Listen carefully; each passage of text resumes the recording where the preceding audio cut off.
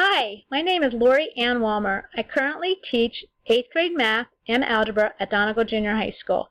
Tonight I will give my Ignite talk titled Create a Growth Mindset Culture to Foster Assessment for Learning. I'll begin by defining the mindsets. A fixed mindset is the belief that we're born with a fixed amount of intelligence and ability. Students with a fixed mindset avoid challenges and failures, robbing themselves of a life rich in experience and learning. A growth mindset is the belief that with practice, perseverance, and effort, people have limitless potential to learn and grow. Students with this mindset tackle challenges without worrying about making mistakes or being embarrassed, focusing instead on the process of learning. So then the question becomes, how can we encourage a growth mindset? I suggest that we start by setting up a comfortable learning environment. Then help students understand brain development and mindsets. And finally, please remember to model the growth mindset strategies. So what makes a classroom a comfortable learning environment? Is it about the furniture or how it is arranged? Or is it about the culture established with the students? Students are more willing to take risks when there is a sense of trust, respect, and cooperation among classmates. One way teachers can create this comfortable culture is by starting the year with get-to-know-you and team-building activities that encourage communication and collaboration. The best activities are the STEM challenges that require critical thinking and creativity as well. In addition to feeling safe, students should also know how their brains operate. Teach students about mindsets. Teach them that their brain is flexible. It is a muscle that can grow by accepting and learning from mistakes and exercising positive thoughts and attitudes.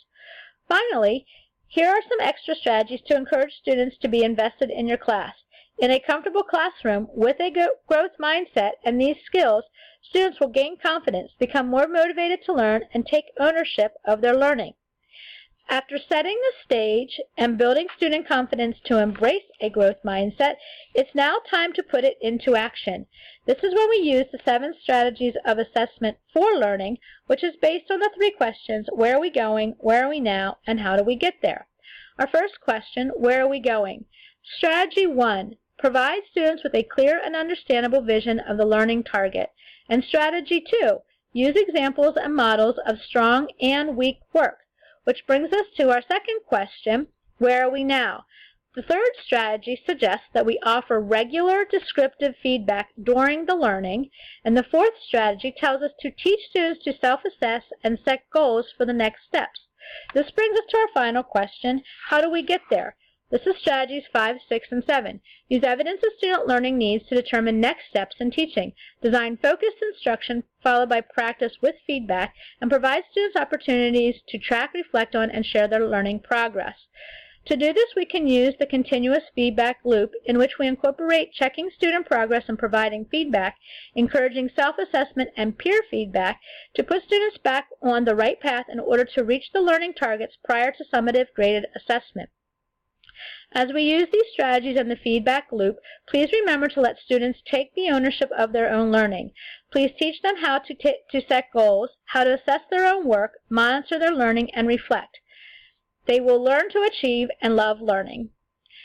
Let me share my plan for the next year. At each unit, I plan to use technology tools to create multiple choice pre-tests based on the learning goals of the upcoming unit. The important thing for me to remember is to select distractors that will provide valuable information. With immediate results, students will then analyze the results in regard to the learning targets for the new unit. They will get this new and improved learning map, which has the vocabulary and essential questions, as well as boxes for them to use while reflecting. Throughout the unit, I will provide relevant practice opportunities with a variety of formative assessment strategies. When I notice that students are struggling to meet goals, I will provide graphic organizers, links to instructional videos, and other valuable resources to provide scaffolds that will bridge their gaps. Hopefully, by paying closer attention to their progress, using assessments for learning, and being intentional with my feedback, students will be successful on unit assessments. But just in case, I've developed a new plan for retesting them to give them another chance to reach their targets. By putting this retest option in place, there is not an end to student learning. This practice should help students maintain a growth mindset and prevent them from giving up on their goals. If all goes well, students will learn that if they put forth the effort and hard work, the grade they desire will follow. Please let me close with 2 quotes. The most powerful single modification that enhances achievement is feedback, and we all need people who will give us feedback. That's how we improve. Thank you.